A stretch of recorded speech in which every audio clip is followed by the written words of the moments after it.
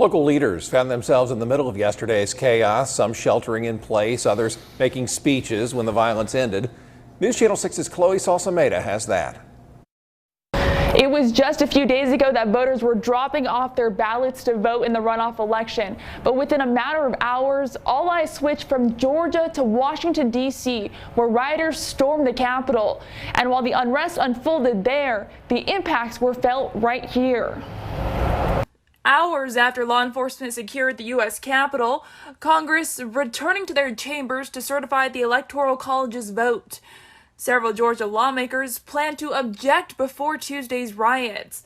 But after thousands of the president's supporters stormed the Capitol, Senator Kelly Loeffler switched her stance. I cannot now in good conscience object to the certification of these electors. But 6 Georgia congressmen standing firm, including local leaders Rick Allen and Jody Heiss.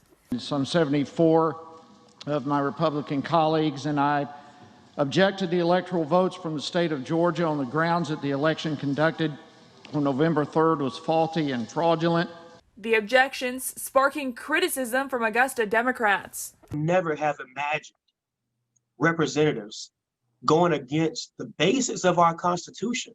Lawmakers and the public now demanding rioters be prosecuted. I think there'll be a full investigation of the perpetrators involved, and there are going to be some people that are avid supporters of the president, and frankly they're angry as well. But that's no excuse for what they did. Everyone should be held accountable no matter how high or how low they may be in terms of their office. Joseph Watson is a professor at the University of Georgia. He says the biggest lesson the country can learn from the attack is words matter.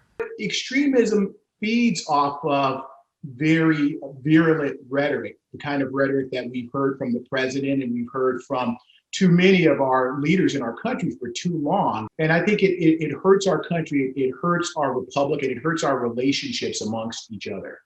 Chloe Salsameda, WJBF News Channel 6.